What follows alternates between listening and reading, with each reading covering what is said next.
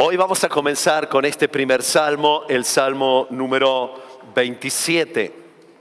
Y como ustedes pueden ver, este salmo comienza con la frase del tema de hoy. Comienza diciendo: el Señor es mi luz y mi salvación, ¿a quién temeré?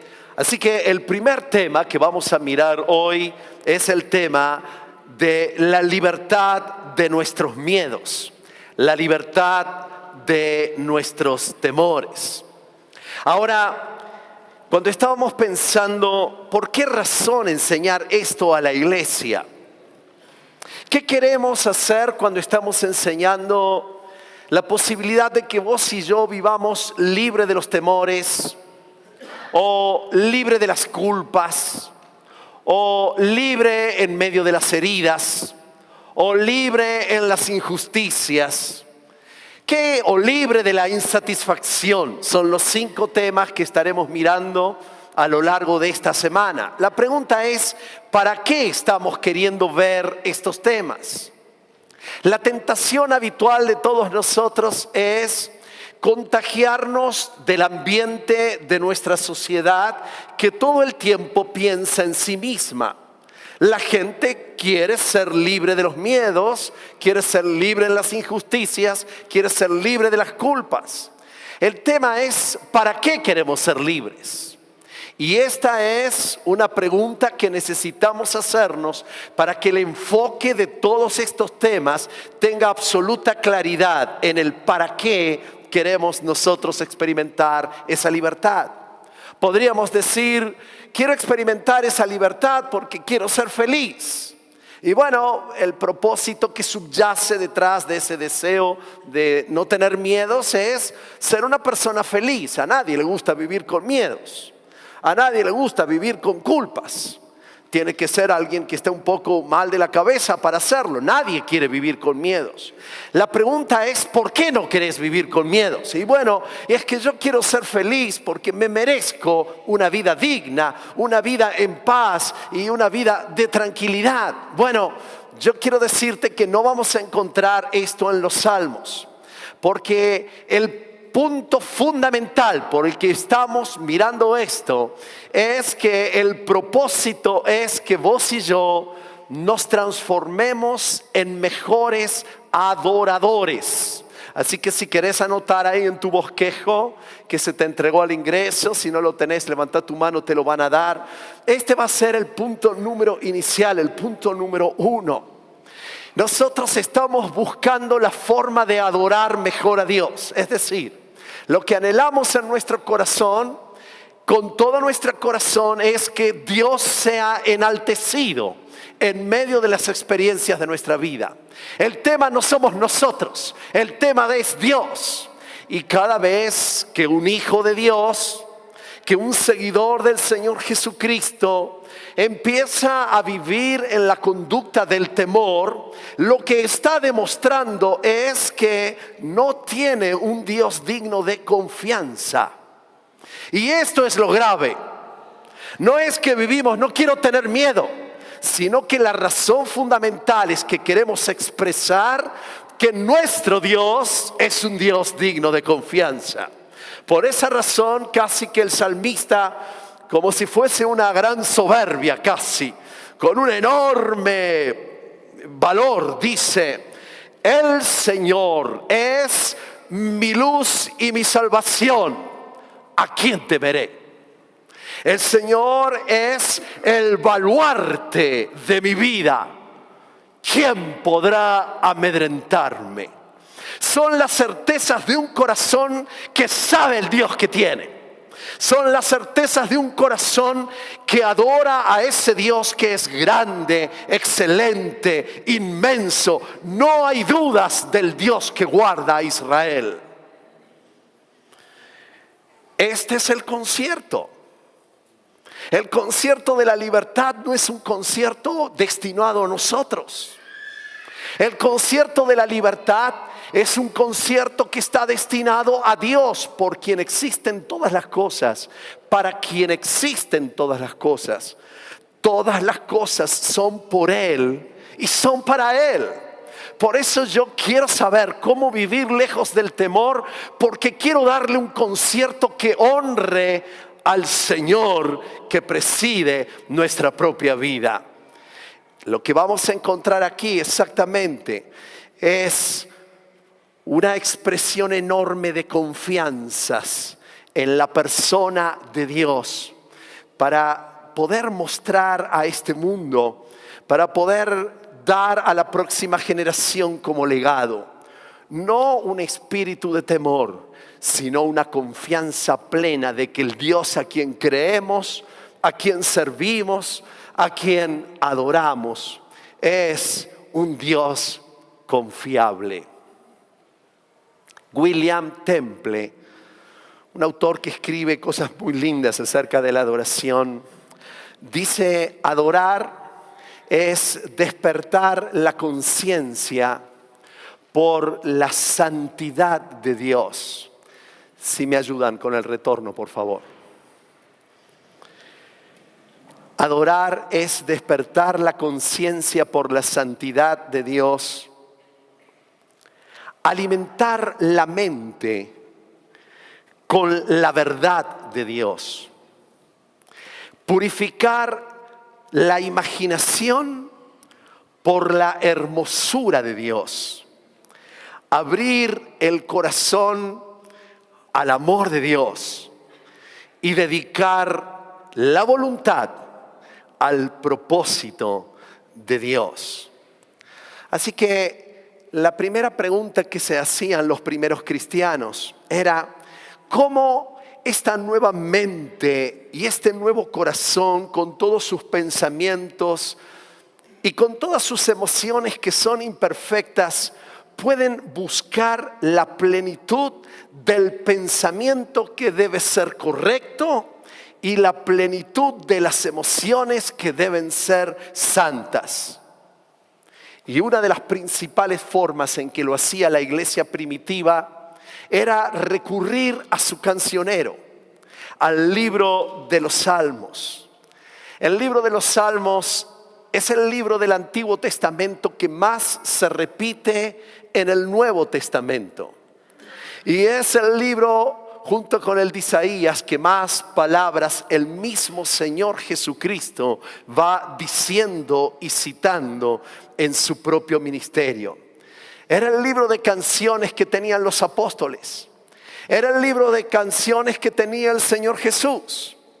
La pantalla por la que aparecían las canciones en el tiempo del Señor Jesús tenían exactamente el libro de los Salmos. Se habían transformado en el libro de los Salmos, en el libro de pensamiento, en el libro donde se buscaba pensar con Dios y sentir con Dios. Es la expresión humana, es el ser humano de su tiempo que está cerca del corazón de Dios y quiere pensar con Dios, argumentar al lado de Dios, aún expresar sus temores o sus ambivalencias o sus quejas, pero no hacerle el pensamiento de un hombre solitario que anda en la calle refurfuñando por las injusticias de la vida, sino que el libro de los Salmos nos enseña a llevar nuestras argumentaciones y nuestros pensamientos al lado de Dios. Voy a hablarte de todo lo que me pasa, Señor. Voy a contarte todo, voy a abrir mi corazón, voy a abrir mis emociones, voy a exponer aún mis dudas, voy a exponer mis pensamientos y mis anhelos y mis deseos. Los voy a exponer para vivirlo con vos. Es pensar con Dios y sentir con Dios en el libro de los Salmos. Por eso durante estos 5 domingos quiero invitarte a que hagamos exactamente esto. El domingo vengamos aquí a pensar con Dios y a sentir con Dios también. Es propio, en segundo lugar, es propio de nuestra naturaleza pecaminosa experimentar temores. Lo que no enaltece a Dios es que esos temores me dominan. Es propio de nuestra naturaleza pecaminosa experimentar temores. Lo que no es bueno ni enaltece al concierto que le queremos dar al Señor, es que los temores terminen dominándome, gobernándome. Es muy natural que vos expreses un temor. Yo tuve una idea que no apliqué porque el Espíritu Santo me dijo que no lo hiciera. Pero hoy tenía ganas de traer aquí una pequeña jaulita con 5 ratas y de pronto soltarlas en el auditorio para ver qué era la reacción que iban a tener ustedes cuando vieran entre sus piernas pasar las ratas. Solo que la idea que se me ocurrió fue una idea donde el Señor me dijo: ¿y vos qué vas a hacer? Y ahí me acordé lo que yo hago con las ratas. Yo agradezco profundamente al Señor porque Dios me dio una esposa valiente. Me acuerdo, teníamos en nuestra casa, teníamos allí en la casa un lugar atrás donde vivíamos con nuestros abuelos. Y el nono Juan tenía la habilidad enorme de juntar cosas. Todo lo que usted puede imaginarse que se puede juntar, el nono Juan lo juntaba. Lo juntaba en muchos tachitos que iba poniendo de diversas formas, trapitos, tornillos, cositas que iban soltando, y allí iba todo a aparecer en ese lugar. Así que para las ratas era una bendición. Nuestra casa era un lugar de refugio. Así que 2 por 3 aparecía una rata, y cada vez que aparecía una rata mi esposa decía: escuchá, se ha metido una rata en la cocina. Y yo inmediatamente, hombre de coraje y de valor, me subía rápidamente a la silla y le decía: matala.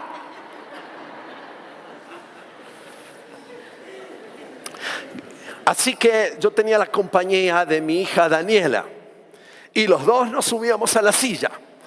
Y Adriel y mi esposa salían a la casa de la rata. Tenía un trapo, uno de los ¿cómo se llaman los secadores? Los secadores. Y entonces sí, la veo por allá. Y ella, ¡tac!, y le daba justo a la rata. Una vuelta le dije: se te escapó. Y la lauchita había quedado tan finitamente aplastada sobre el mismo trapo que había desaparecido. Eso es ser un hombre valiente. Tener una mujer al lado que te defienda de las ratas. Los temores son habituales en todos nosotros cuando aparecen. Y es parte de nuestra naturaleza experimentar esos temores. El gran tema que quisiera mirar en esta hora no es si me asusta o no una rata. Si me da como, ¡ay!, está temblando, ¿qué hacemos? Sino si los temores terminan presidiendo nuestras decisiones. Si terminamos tomando decisiones por lo que nuestro temor nos indica, termina presidiendo las relaciones, terminamos presidiendo las emociones constantes de nuestra vida. Cuando el temor llena nuestro corazón, terminamos siendo controlados por ese temor. La causa inicial del temor fue esencialmente y sigue siendo esencialmente la desconfianza en la palabra de Dios. Esto es el tema inicial. Allí en el Edén, Adán y Eva no experimentaban temor. Bajaba el Señor a charlar con ellos como era su costumbre todos los días. Entre ellos estaban felices, compartían su trabajo, sus acciones. Había un clima perfecto donde no había temor, pero la primera consecuencia que produce el pecado en el Edén está descrita en el capítulo número 3 de Génesis, y es vergüenza y temor. Tomadas de la mano, sintieron vergüenza y temor. La vergüenza en algún sentido es temor. Es el temor a que me descubran, el temor a que sepan cómo soy, el temor a mis imperfecciones. Así que vergüenza y temor aparecen allí. ¿Y por qué? Simplemente porque el ser humano puso en duda que lo que Dios decía era para su libertad y para su bendición. Así que apenas ellos pecaron, lo primero que apareció en la vida de ellos fue temor. Miren lo que dice la palabra del Señor en Génesis, el capítulo 3. Dice: Dios, el Señor, después que se habían escondido, habían pecado y se habían escondido, llamó al hombre y le dijo: ¿dónde estás? El hombre contestó: escuché que andabas por el jardín y tuve miedo porque estoy desnudo, por eso me escondí. Dios no había cambiado. El mismo que descendía cada tarde para hablar con ellos era el mismo Dios. ¿Por qué ahora el temor? ¿Por qué ahora la vergüenza? Simplemente porque habían desobedecido a la palabra de Dios. Y la desobediencia, la desconfianza a lo que Dios dice, provoca en nosotros ese temor. Por supuesto, ese temor inicial ha acompañado a la humanidad durante todo el tiempo. Y si leemos con cuidado la Biblia, nos vamos a dar cuenta que la palabra de Dios es un registro de los enormes temores del ser humano a lo largo de toda la historia. Quizá a vos te pase que luches con el temor a lo desconocido. Alguno puede tener temor al futuro o a enfrentar situaciones que son adversas. Quizá tenés temor al sufrimiento o temor a una enfermedad crónica o temor a que sobrevenga una enfermedad mortal, temor a ser rechazados, el temor a envejecer. Quizá tengas temor a que se pierda tu reputación delante de otras personas, o tenés temor de quedar mal delante de otros. Quizás tengas miedo de no ser apto para un desafío, o tengas temor a la muerte. Quizás tengas miedo a asumir ciertos riesgos y responsabilidades. Algunos tienen temor a los cambios. Algunos tienen temor a la soledad. A veces nuestro miedo es a ser intrascendentes o a no ser considerados, a no ser tenidos en cuenta. A veces tenemos temor a perder relaciones que son valiosas. A veces tenemos miedo a mostrarnos diferentes. A veces tenemos temor a Satanás y a sus demonios.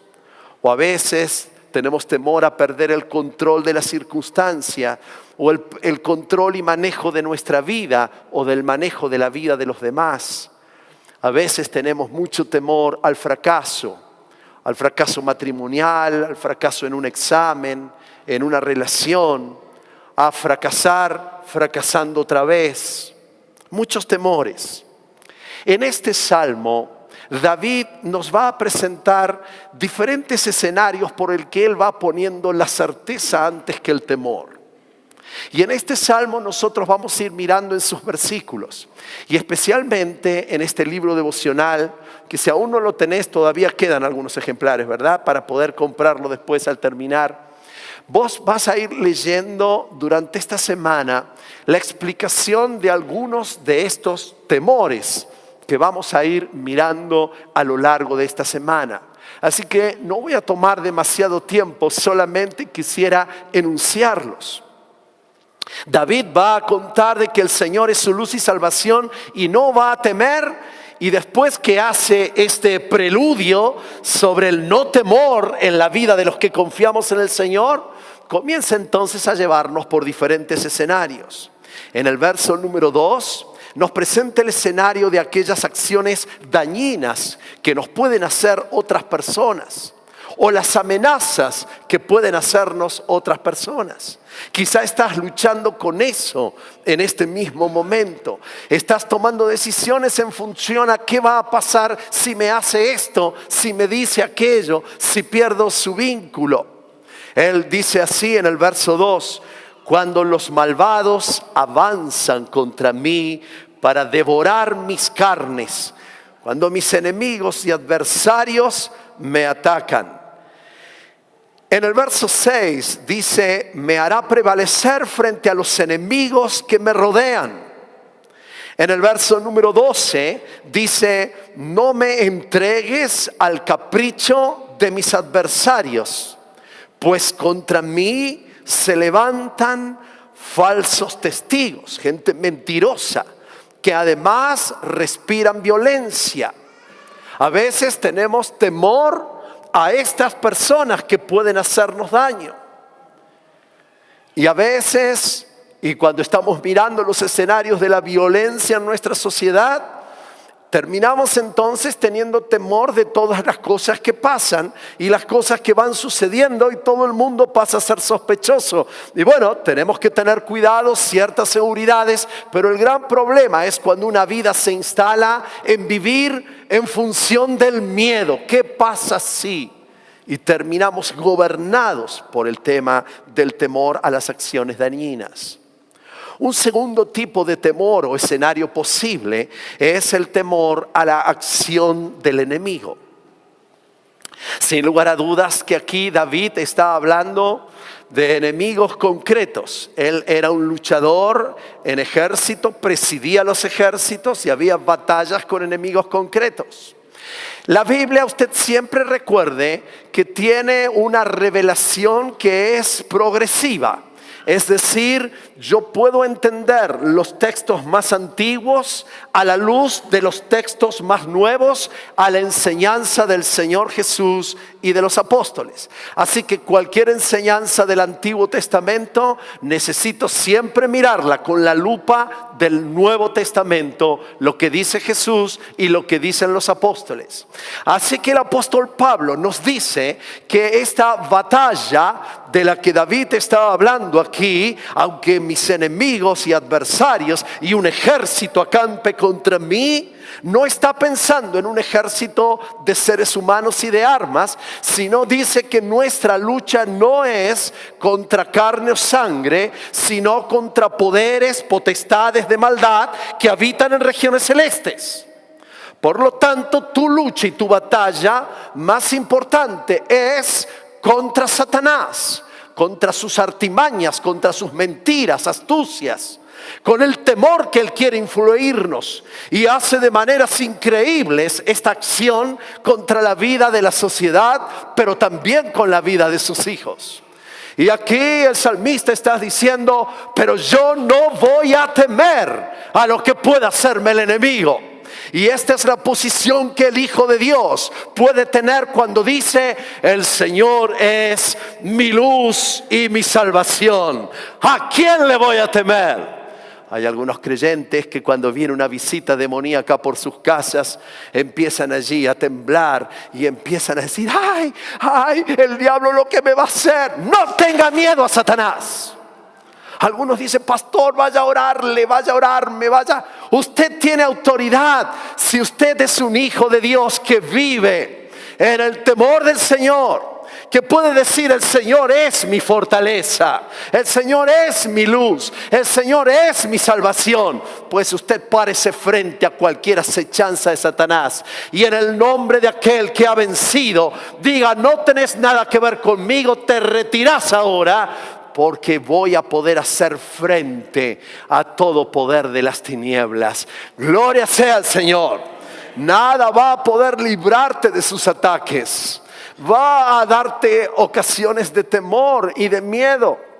Aún en nuestra propia casa nosotros hemos tenido varias veces experiencias donde Satanás ha venido a sacudirnos, ha venido a querer amedrentarnos, ha querido venir a visitarnos, pero en el nombre del Señor Jesús nos ponemos de pie, porque nosotros no tenemos temor a lo que pueda hacernos Satanás, porque el Señor es nuestro victorioso. Él lo ha vencido. Porque Jesucristo lo ha vencido, porque Jesucristo ha quebrado toda maldición que Satanás tenía para nuestra vida, porque Jesucristo nos ha hecho libres de todo poder de las tinieblas. El que viva en la luz y está en la luz, está en la salvación. Y dice: ¿a quién voy a temer? ¿Quién va a poder asustarme? Gloria sea al Señor, gloria sea al Señor. Hay otros temores, otros escenarios posibles, y estas son las circunstancias adversas. ¿Cuántos de nosotros queremos parar de sufrir? Y esto es interesante porque en el verso número 5 dice así el salmista: porque en el día de la aflicción Él me resguardará en su morada, y al amparo de su tabernáculo me protegerá y me pondrá en alto sobre una roca. Note que no dice que el Señor nos va a librar de la aflicción. No nos dice que nos va a privar de que tengamos aflicciones. Dice el salmista: yo he vivido aflicciones. Me ha tocado padecer muchas cosas, pero en ese día de la aflicción yo he decidido confiar en que el Señor me va a resguardar, me protege y me pone por sobre esas circunstancias. Me pone por arriba de esas circunstancias. Me ha posicionado arriba de toda esa circunstancia que me trae aflicción. Querido hermano, no tengas temor a las circunstancias adversas. Cuando queremos vivir en el poder del Espíritu de Dios, escogemos nuestra seguridad y nuestra firmeza de quién es Dios, aún en medio de la adversidad. Dijo el Señor Jesús: muchachos queridos, los estoy enviando a una tierra a ustedes como ovejas en medio de los lobos. No se nos dijo: miren queridos, ustedes van a ir por la tierra haciendo turismo aventura. El Señor Jesús le dijo a sus discípulos: queridos, ustedes en el mundo van a tener aflicción, pero confíen, porque yo he vencido al mundo. Así que como cristianos no tememos a las circunstancias. O mejor dicho, no debemos temer a las circunstancias, a la aflicción, a lo inesperado. En el día de la aflicción, el cuarto punto: temor al día de la aflicción o el día de lo inesperado. ¿Sabe que ese es el día que todos tememos? Ese es el día donde nos dan una noticia que no esperábamos. Es ese día triste donde nos avisan que alguien que amábamos ya no está más. Es ese día oscuro, ese día de la noche. Y en ese día también puede venir a presidirnos el temor. Y el Señor nos está alentando a través de este salmo a no tener temor. Ahora, hay un temor que es común a todos los hombres del Antiguo Testamento. Y ese se refleja en el verso que está en el número 9. Verso número 9. No sé si así se figura en su apunte, pero si no, corríjalo. Que es el temor al desamparo de Dios. Note cómo lo dice el salmista. Él dice: no te escondas de mí. No rechaces en tu enojo a este siervo tuyo. Porque tú has sido mi ayuda.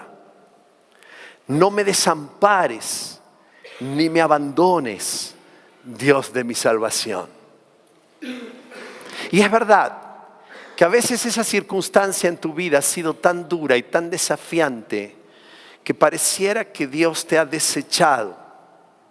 A veces quizá estás sintiendo el desamparo de Dios, el abandono de Dios.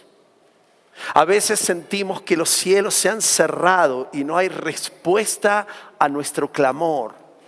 Y nuestra tendencia es: Señor, no me deseches, no me desampares.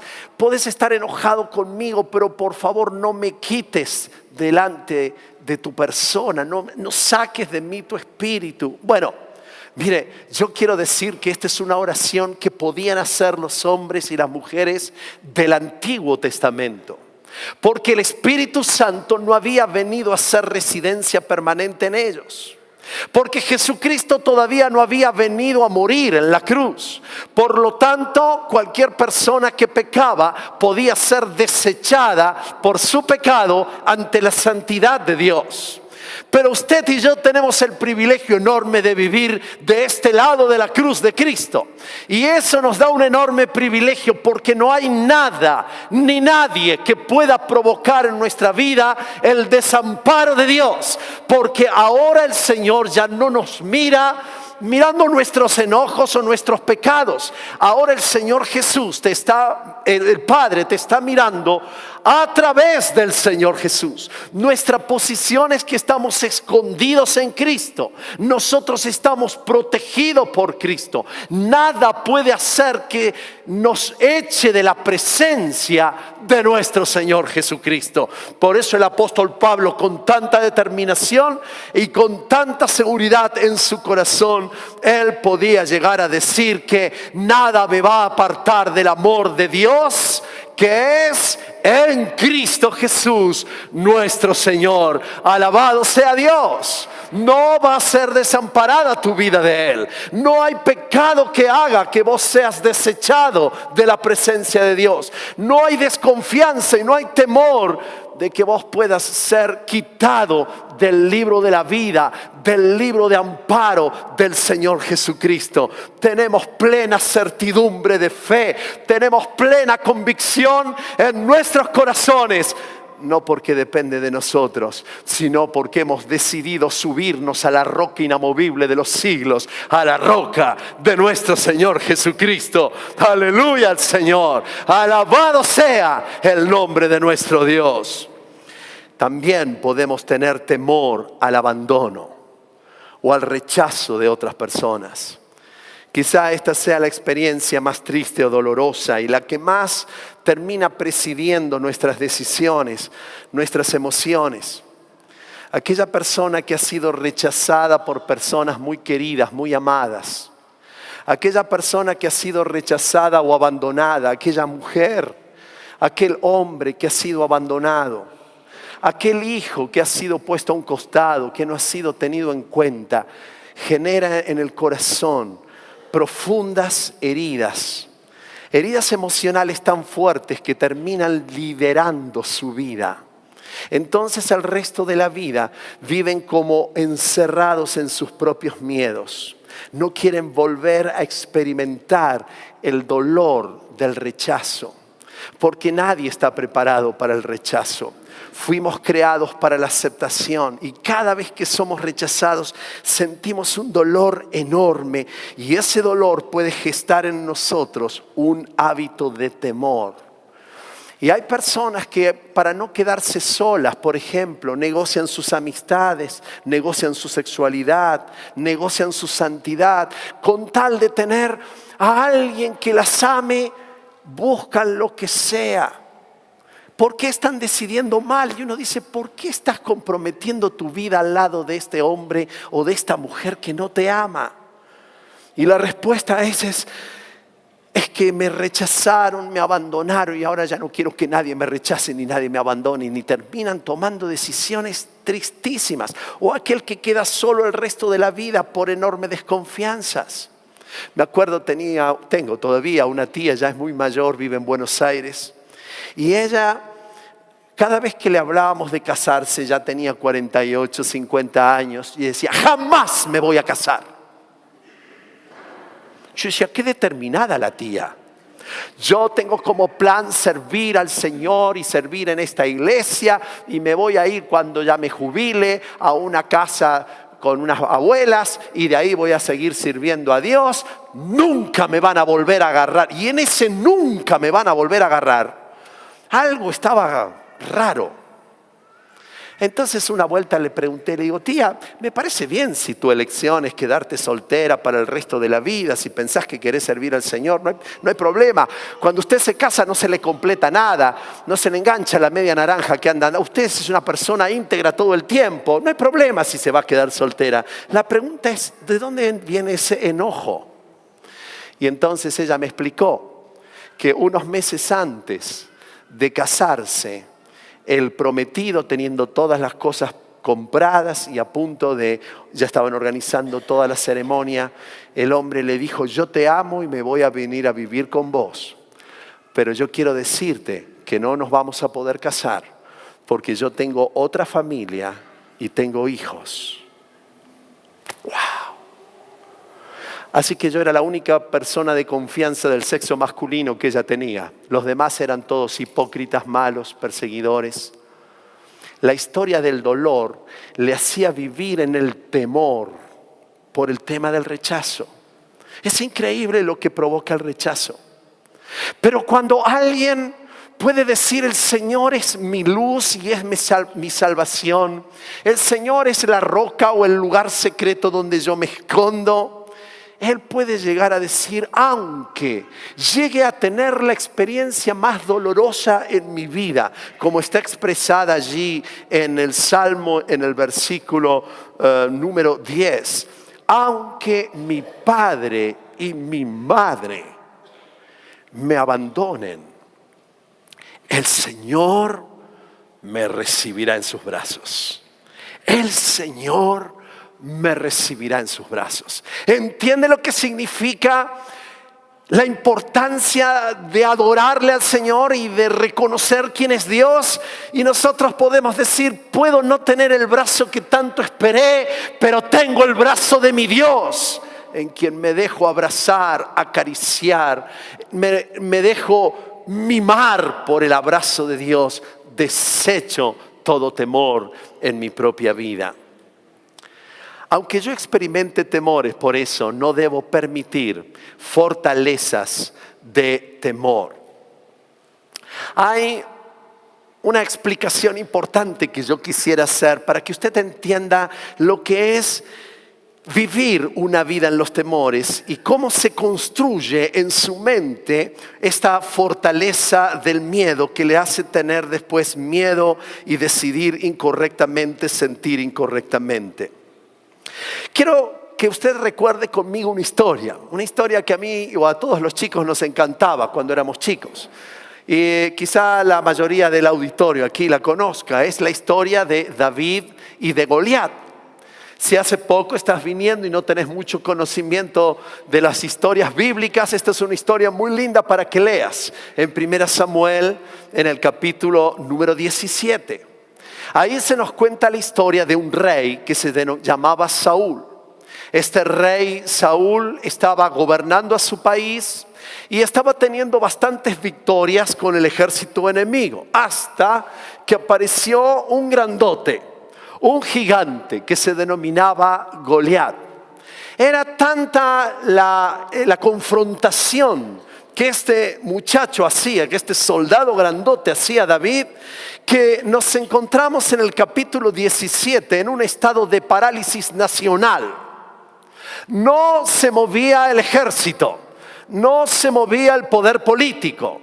La ciudadanía estaba llena de miedos, porque había un hombre que se les había puesto delante de ellos, un grandote que durante 40 días se despertaba a la mañana y comenzaba con sus amenazas a decirles y a cuestionar al Dios al que ellos servían. Y como ellos cuestionaban a Dios, y ellos, en lugar de replicar en la confianza que tenían en Dios, miraban el tamaño del gigante, empezaron a tener miedo. Dice un versículo muy interesante de 1 Samuel, el capítulo 17. Dice: al oír lo que decía el filisteo, Saúl y todos los israelitas se consternaron y tuvieron mucho miedo. Al oír lo que decía el gigante, los israelitas, Saúl y todo el ejército empezaron a vivir un nivel de vida muy lejos del plan y el proyecto que Dios tenía para la vida de ellos. ¿Habían dejado de ser su pueblo? No, de ninguna manera. Dios los amaba, por supuesto. ¿Y por qué estaban viviendo así? Porque se dejaron persuadir por el temor y a vivir todo el tiempo en una vida de temor. Ahora aparece acá un muchachito de nombre David. Y vuelta, ¿se acuerda? La teníamos en gráficos, nos enseñó la señorita, la cantábamos. Era un muchachito de nombre David. Era un muchachito que mucho amaba a Dios. Este muchachito no se asustó cuando vio al gigante que a otros miedo dio. Me lo imagino a Raúl López cantando esta canción. Y una piedrita puso en la onda tal cual Dios le mandó. Y una piedrita puso en la onda tal cual Dios le mandó. Y vuelta, vuelta, vuelta, vuelta, vuelta, vuelta dio. Y esa vueltita por los años el gigante lo mató.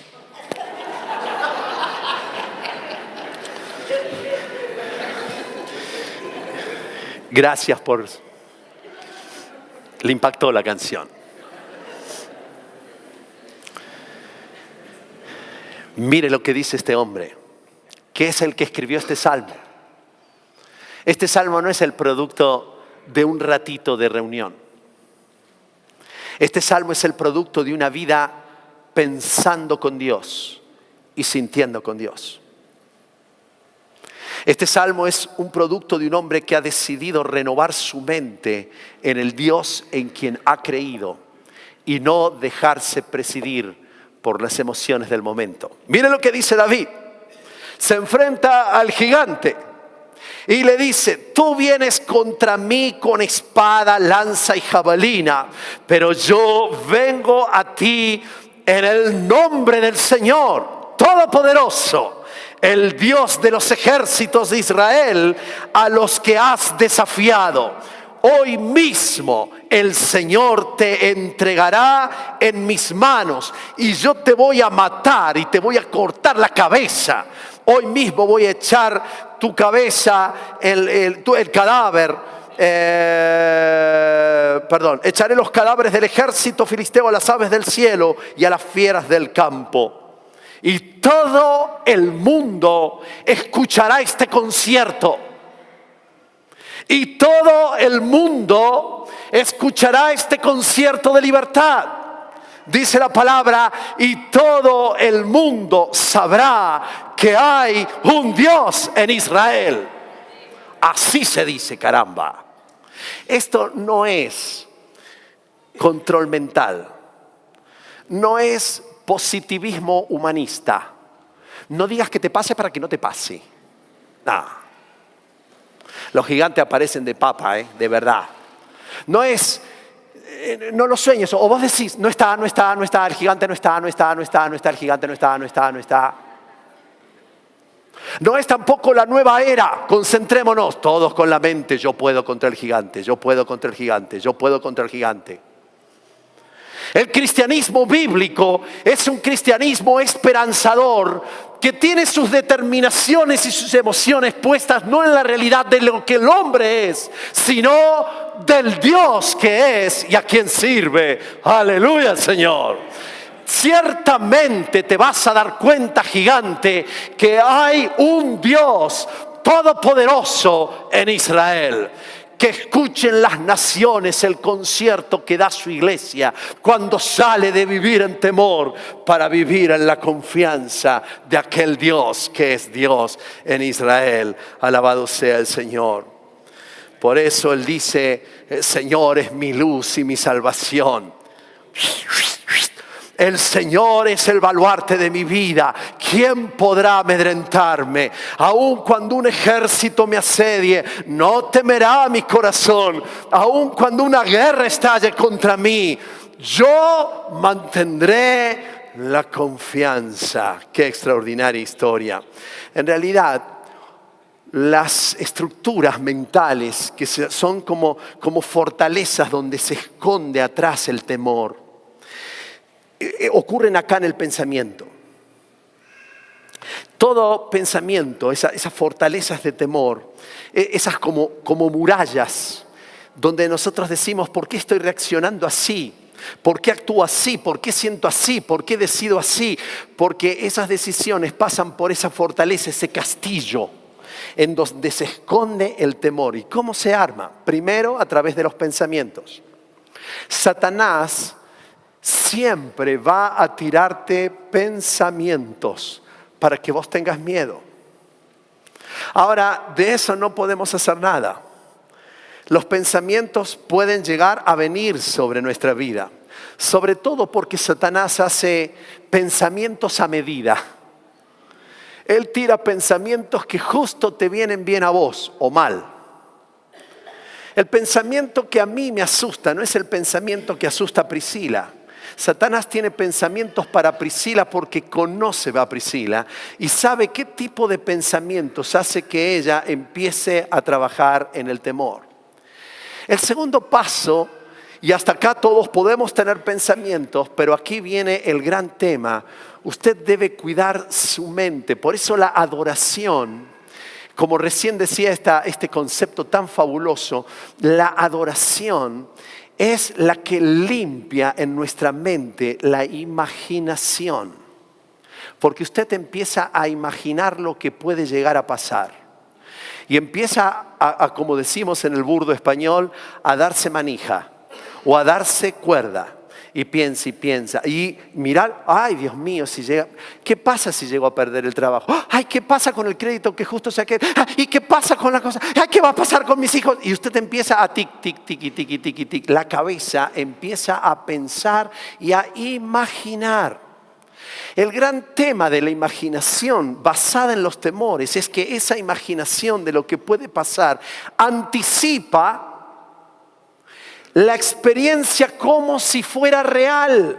Usted empieza a vivir la angustia hoy de lo que podría llegar a pasar. Puede o no pasar, pero con mucha anticipación usted ya está pensando qué horror si pasa esto. Y empieza a angustiarse, a paralizarse, empieza a perder el gozo, empieza a perder su confianza y usted está viviendo bajo la imaginación de lo que puede llegar a pasar. Anticipa un futuro que no sabe si es o no es, pero por las dudas usted se lo asegura hoy, diciendo me voy a amargar hoy.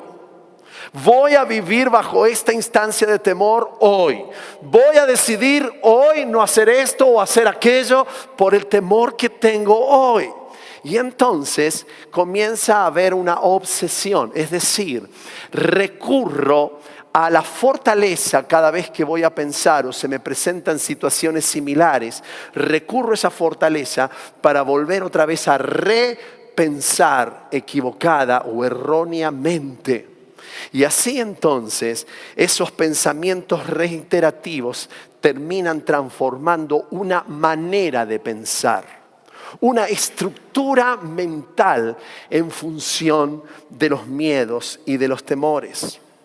Normalmente ese temor va a ir al área débil que ocupa la preeminencia del pensamiento en su vida, en lugar de dar gloria a Dios con tus pensamientos. Y eso es lo que Satanás quiere, que no le des concierto de libertad a Dios. Quiere que tu concierto, tus pensamientos y tus preocupaciones estén concentradas en los temores que Él te quiere dar. Y terminamos como cristianos glorificando con nuestro temor al autor de las mentiras, de los engaños, en lugar de poner nuestra confianza en Dios. Así que no se trata, hermano, no sea temeroso, sálgase del temor porque lo va a amargar. El temor es una afrenta a la santidad y al poder de nuestro Dios, que termina dándole gloria a Satanás en nuestras vidas. ¿Qué hizo David cuando vio al gigante? Él vio al gigante, repasó la escena, pero él no se enfocó en el gigante. Lo que él se enfocó era en el Dios a quien él había servido toda su vida. Mire, ni su papá lo consideraba de hijo al pobre David. Cuando lo fueron a elegir rey, el papá le puso a todos los hijos antes a los mayores. Sí, tengo uno que está en el campo laburando. Ese laburante que estaba en el campo estaba haciendo sana teología. Estaba aprendiendo a poner su confianza mientras mataba a un oso, mientras defendía sus ovejas de los lobos, mientras venían las circunstancias y los hechos en la vida cotidiana. Él estaba aprendiendo a poner su confianza en Dios. Entonces ahora que viene un gigante, que viene alguien que el problema es enormemente crudo, difícil, espantoso. Ahora él no se mete en el terreno del temor porque él aprendió a vivir bajo la luz, la salvación que venía de su Señor. Así que el argumento para él es lógico. Es un argumento, pues si yo tengo un Dios que siempre me ha defendido, ¿qué me va a hacer este otro grandote? ¿Qué diferencia hay? La diferencia no está puesta en el enfoque de lo que él veía. Él no encontraba diferencia en la situación porque el enfoque estaba puesto en el Dios en el que él creía.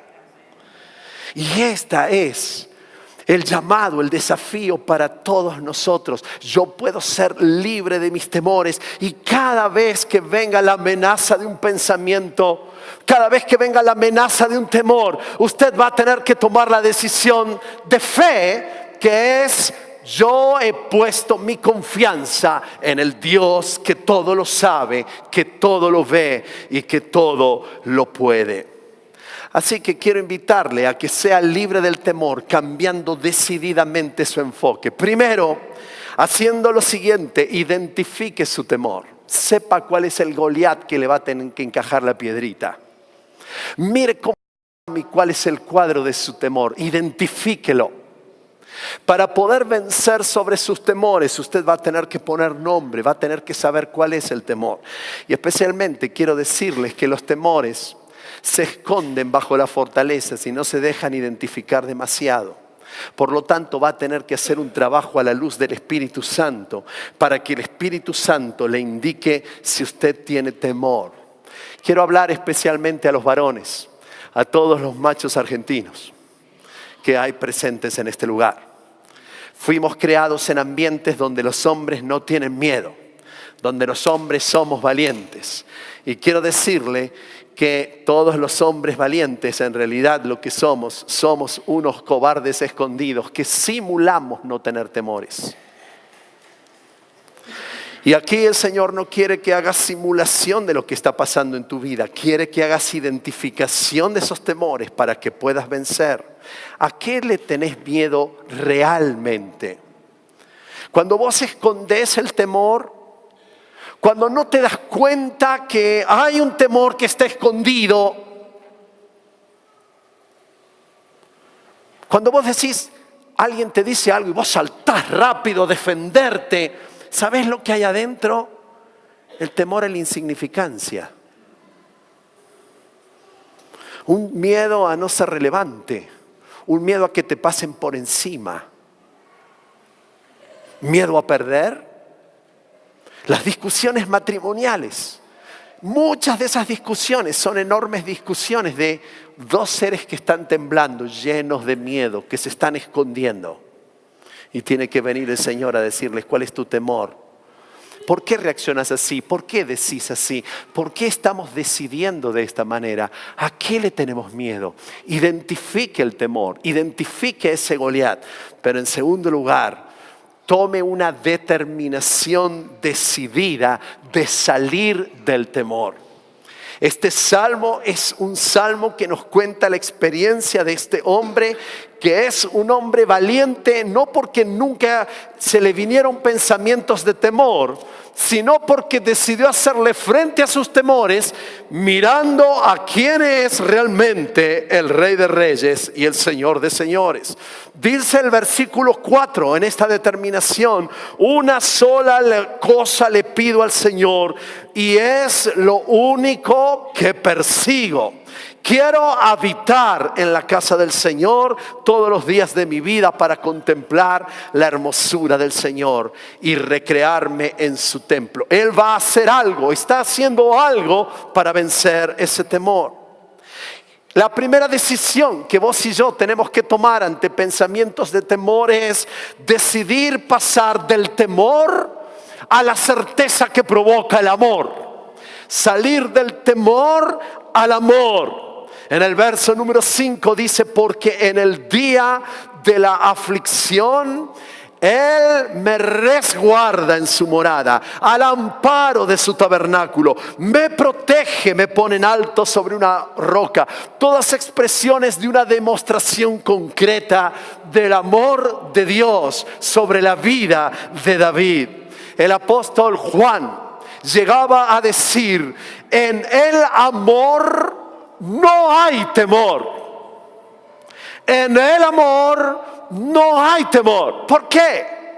Porque el perfecto amor, ese amor que viene de Dios, ese amor que no falla, ese amor que es eterno, en el perfecto amor, el perfecto amor echa fuera el temor. El que teme está esperando el castigo, pero así no ha sido madurado, perfeccionado, crecido en el amor. La otra manera de expresarlo el apóstol Pablo es: yo puedo vivir todas las circunstancias y no voy a tener temor a las circunstancias. ¿Por qué? Porque nadie me va a poder separar del perfecto amor. Cuando confiamos en el perfecto amor echa fuera el temor. Jesucristo ha venido a mostrar su amor por tu vida. El Señor Jesucristo te bendice, ha preparado lugar para vos en los cielos. Sos hijo amado del Señor. Cuando me concentro en mi corazón y en mis pensamientos en ese perfecto amor, el perfecto amor echa fuera el temor. Gloria a Dios por eso. El apóstol dice: estoy convencido de que ni la muerte ni la vida, ni que se me aparezca un ángel o que se me aparezca un demonio, ni lo que está presente ni el futuro, ni los poderes, ni lo alto ni lo profundo, ni cosa alguna en toda la creación me va a poder apartar del profundo, concreto, perfecto amor que Dios nos ha manifestado en Cristo Jesús, nuestro Señor. En segundo lugar, necesito decidir pasar de un momento espiritual a una vida espiritual. Mire, yo escucho muchas veces con asombro algunas observaciones como esta. Yo en mi vida profesional ando bien. En mi vida más familiar ando bien. Lo que ando flojo es en la vida espiritual. En esa parte estoy medio flojón. Esto, ¿sabe qué es? Es un pensamiento dividido. Nosotros pensamos que la vida de Dios es una parte de nuestra vida. Es un área de nuestra vida. Creemos y nos ha engañado Satanás a vivir un estilo de religión donde las cuestiones de Dios se atienden los días domingo, en el culto, o en el grupo pequeño, o en el ratito de oración. Pero no es así. La vida espiritual es un eje que es transversal a todas las áreas. La vida espiritual es esencial para todas las áreas.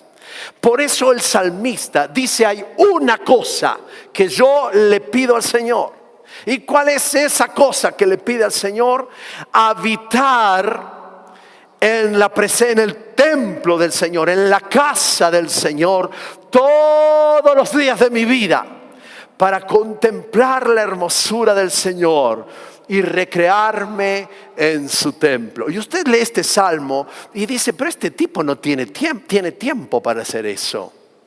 Cuando usted piensa en área de espiritual como un momentito, usted está diciendo: ay, lo que David quería era venirse al templo y estar ahí haciendo: me recreo en tu templo, te contemplo en la hermosura de su santidad. Me recreo en tu templo, te contemplo en la hermosura de tu santidad. Lunes, martes, estoy en tu santo templo, me recreo en la hermosura de tu santidad. Miércoles, jueves. ¿Usted cree que David es un hombre así? Le quiero contar para su conocimiento que David era un hombre enérgico. David era un político, era un rey, era un hombre ocupado, era un hombre que no lo dejaban sentado fácilmente, era un hombre con iniciativa, era un hombre que se para de frente a la vida, un hombre enormemente ocupado. Uno no puede pensar por un momento que lo que David estaba queriendo era estar relax en el templo, aburrido en el templo. Es más, en esa época ni el templo existía todavía, estaba el tabernáculo, porque el templo todavía no había sido construido. Así que David está queriendo decir otra cosa. Lo que David está queriendo decir es que Dios, mi comunión en la casa de Dios, la intimidad que tengo con Dios, la experiencia de vida que tengo con Dios, la quiero siempre, todo el tiempo. Mientras estoy yendo a la batalla, estoy en la casa de Dios. Mientras estoy cocinando, estoy en la casa de Dios. Mientras estoy estudiando, estoy en la intimidad con Dios. Mientras estoy luchando en la vida, estoy en la casa de Dios. Y esta es la única cosa que quiero, porque esta es la única manera en que puedo ser liberado de los temores. Es la consagración, es el señorío de Cristo sobre todas las áreas. Pobre todo aquel creyente que ha metido la vida espiritual para un ratito el día domingo. Usted es el pobre infeliz más infeliz del mundo y va con onda. No estoy diciendo que es un infeliz, es un infeliz. No puede experimentar felicidad. No puede experimentar gozo. Si usted va a solucionar los problemas recién el próximo domingo, cuando venga el grupo pequeño, usted todo el resto de la semana va a estar viviendo en temor. Pero ese una sola cosa está diciendo: deseo mi sexualidad, mi economía, mi estudio, mis decisiones, mi trabajo, mis problemas, sujetarlos todos bajo la dependencia de aquel que es el Señor. Así va a ser liberado de sus temores. En tercer lugar, decida pasar del rostro del riesgo al rostro de Dios. Del rostro del riesgo al rostro de Dios. El salmista, en medio de su experiencia de vida, siente algo en el corazón. Evidentemente el Espíritu Santo de Dios venía a tocarle la puerta de su corazón, y cuando estaba viviendo cualquier experiencia con posibles temores, acechos y cuestiones complicadas, en el corazón él sentía: busca su rostro. ¿Cómo? Busca su rostro. ¿Qué tengo que hacer ahora? Busca su rostro. ¿Y qué es lo que hace él? Toma una determinación. Su rostro voy a buscar. Tu rostro buscaré, Señor. Mire, en el devocional en esta semana, no todos han escrito precioso, pero el día del rostro de Dios está tan hermosamente explicado. Disfrútelo para entender lo que significa el rostro del Señor, lo que es mirar el rostro del Señor. Es como ese nene que le dice a la mamá: mírame, mami, mírame. Lo que estoy haciendo, diciendo, pensando, bajo el rostro, la mirada del Señor. Y la última determinación es decidir pasar de la desconfianza a la esperanza. Qué precioso es el texto este. Dice: una cosa estoy seguro, voy a ver la bondad del Señor en esta tierra de los vivientes. Pon tu esperanza en el Señor. Ten valor, cobra ánimo, pon tu esperanza en el Señor. Mire, todo cristiano que no vive en el temor se transforma en una nota de esperanza hacia la sociedad en que vivimos. El concierto que usted va a levantar en esta semana mientras vive, en este concierto de enorme libertad, lo que va a provocar en la vida de otros es: ¿cómo hace este tipo para ser así? ¿Cómo hace este tipo para empezar a desbalancearse y a salirse respondiendo a sus miedos y a sus temores? ¿Cómo hace? Su confianza está puesta en el Señor. Y David comienza a decir: hermano, poné ánimo. Mi hermano, tené valor. Cobra ánimo. Poné tu esperanza en el Señor. Cada vez que yo me encuentro con un creyente que, cuando comparto mi carga y mi problema, Él está ayudándome a levantar a la esperanza, al ánimo. Detrás de ese creyente hay una vida que no tiene temor. No tengo temor. Pero no tengo temor. Jesús me ha prometido, siempre contigo estoy. Él es mi salvación. Él es la luz de mi vida. Él es el lugar de refugio y de escondite. Si usted vive cada momento, cada semana, si hace de su experiencia con Dios el día tras día, morando en la casa de Dios, morando en la presencia de Dios, en la conciencia del amor de Dios que le va a echar el temor, usted va a empezar a transformarse en un hombre de palabra, de esperanza. No tengo temor, no tengo